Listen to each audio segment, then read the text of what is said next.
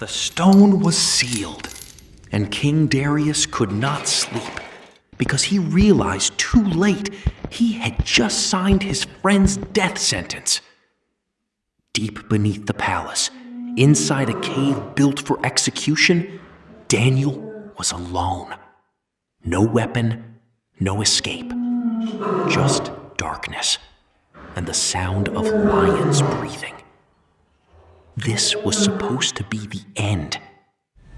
But the story of Daniel was never really about lions. It was about what happens when faith survives pressure. Daniel was an old man now. Not weak, not forgotten, but old. He had survived kingdoms collapsing, kings rising and falling, wars, exile, captivity. While empires disappeared around him, Daniel remained.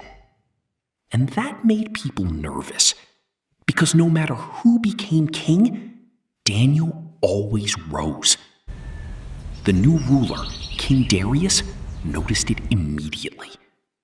Daniel was different, honest, disciplined, impossible to corrupt. The king trusted him so much, he planned to place Daniel over the entire kingdom. And that decision created enemies. Powerful men, officials, governors, men who smiled in public but whispered in shadows. They searched for dirt on Daniel, something hidden, a scandal, a mistake, a secret. But they found nothing.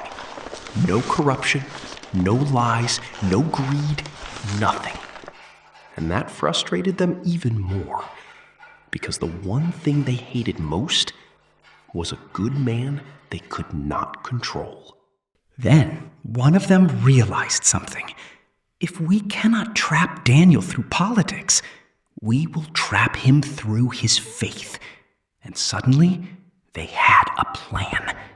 The officials gathered before King Darius, confident, smooth, careful with their words. King Darius, live forever. We believe the kingdom should honor you. For 30 days, no one may pray to any god or man except you. And anyone who disobeys will be thrown into the lion's den. The king liked the idea.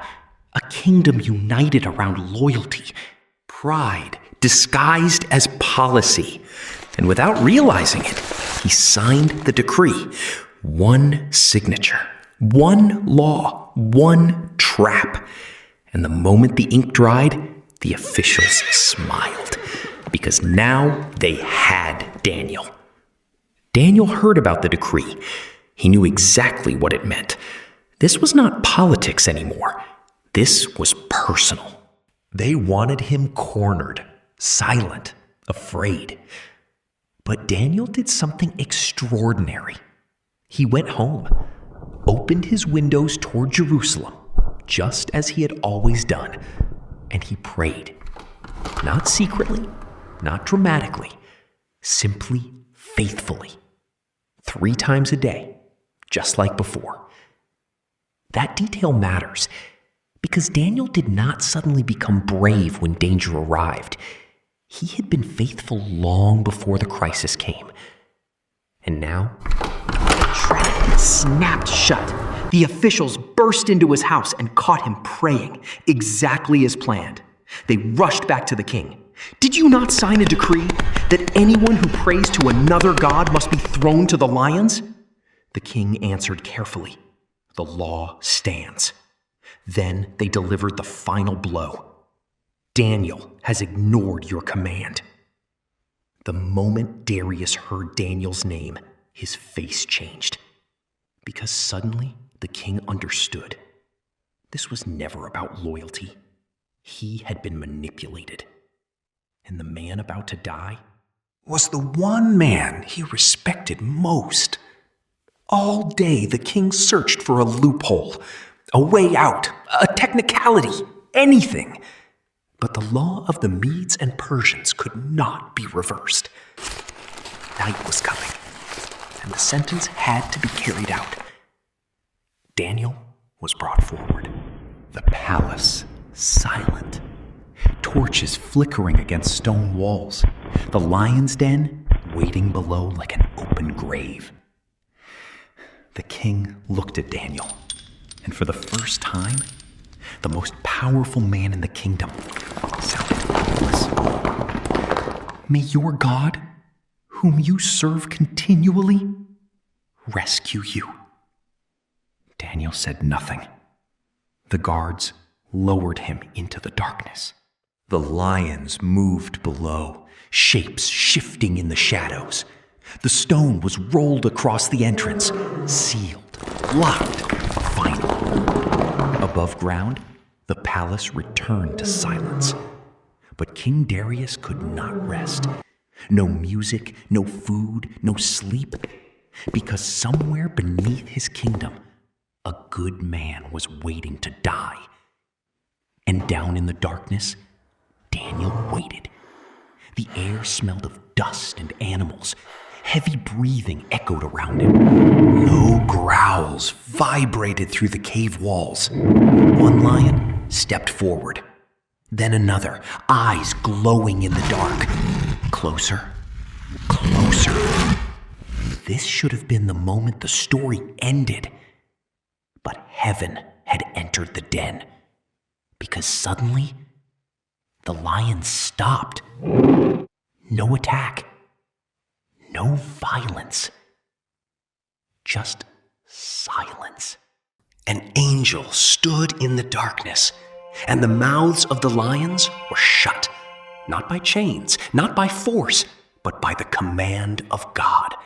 And Daniel remained untouched all night long. At the first light of dawn, King Darius ran to the den. Not walked, ran. The king of an empire sprinting through the palace before sunrise. When he reached the stone, his voice cracked with fear. "Daniel, servant of the living God, has your God been able to rescue you from the lions?" For one terrible second, there was silence. Then a voice rose from the darkness, calm, alive. "My God sent his angel, and he shut the mouths of the lions. I am unharmed." The king's face broke with relief. The stone was rolled away, and Daniel stepped out of the den without a single wound. Not one scratch. The lions had not touched him, because faith had survived the night. Then the story turned again. The men who created the trap were judged by the very danger they designed for someone else. And King Darius issued a new decree across the kingdom. Not about himself, about God. For he is the living God. He endures forever. His kingdom will never be destroyed. The same king who once signed a law powered by pride was now declaring the power of the God who rescues. And Daniel, he continued to prosper, not because life became easy, but because he refused to compromise when pressure came. But here is the part people miss. Daniel's greatest miracle was not surviving the lions. It was staying faithful before the lions ever arrived. The den was won long before the den happened, in private prayers, in daily discipline, in quiet obedience nobody saw. That is where courage is born, not in the crisis, before it. Maybe you feel surrounded right now. Maybe pressure is closing in from every side. Maybe doing the right thing is costing you something. Daniel's story reminds us of this. God does not always stop us from entering the den, but he can meet us inside it. And sometimes, the miracle is not escaping the darkness, it is surviving it. If this story moved you, share it with someone facing their own lions right now, and subscribe to Animated Bible Chronicles, because the next story might be the one you were meant to hear.